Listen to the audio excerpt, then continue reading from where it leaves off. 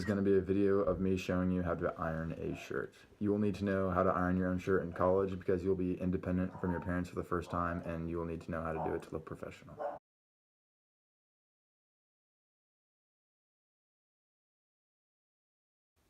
The things you will need are an ironing board, which gives you a stable work platform to iron on, an iron, and starch, although you can use water as a substitute. Starch gives your shirt a little bit more, or whatever else you're ironing, a little bit more body when you're done ironing. And of course you will need a wrinkled shirt or another article of clothing.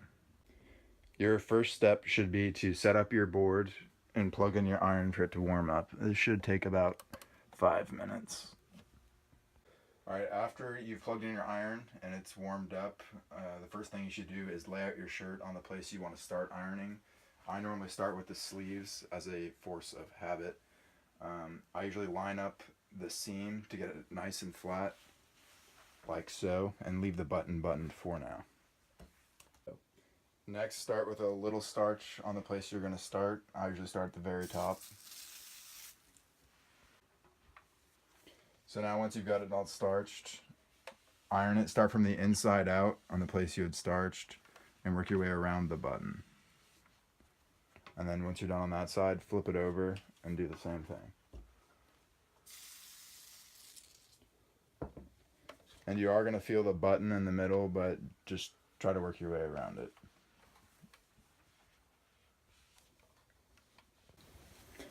So next, unbutton the sleeve buttons and starch the whole arm.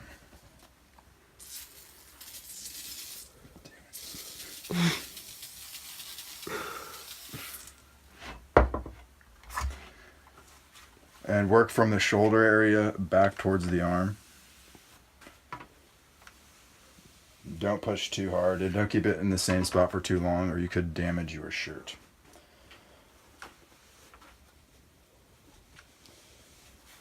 And you have to be very careful not to iron over any folds or you'll iron a wrinkle into your shirt, which is not good.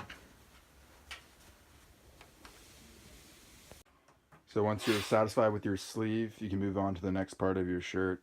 I normally do not do the back side of the sleeve because it kind of irons through by itself. I don't think it's necessary.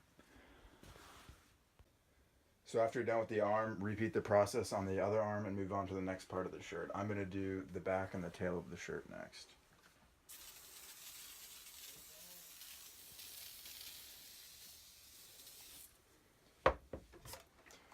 You don't want to put too much starch on it or it's just going to be a wet mess and hard to work with.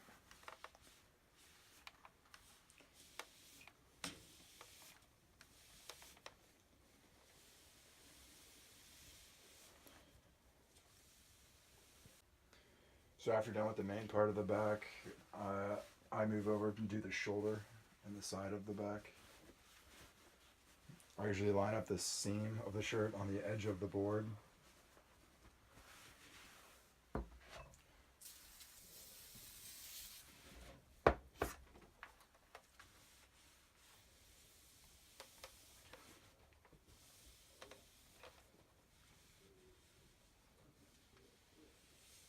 So after you've done the back, flip it over to the front and do the same thing. Line up the seam along the edge of the board.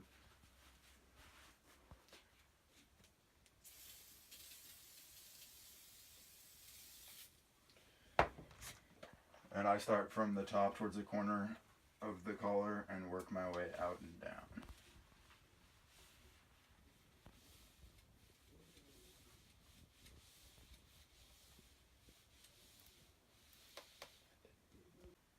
So after you've finished with the front of the shirt, flip it over and repeat the process on the other side of the buttons.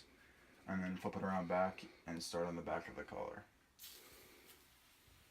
The fabric on the collar is a little bit more thicker than the rest of the fabric, so you're going to need to use more heat or hold it on the iron on for a little bit longer.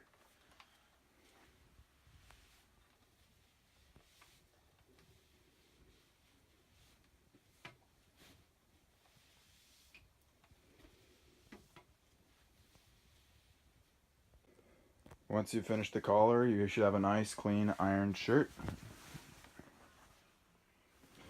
Last thing you should do is just make sure you unplug your iron so you don't burn your house down.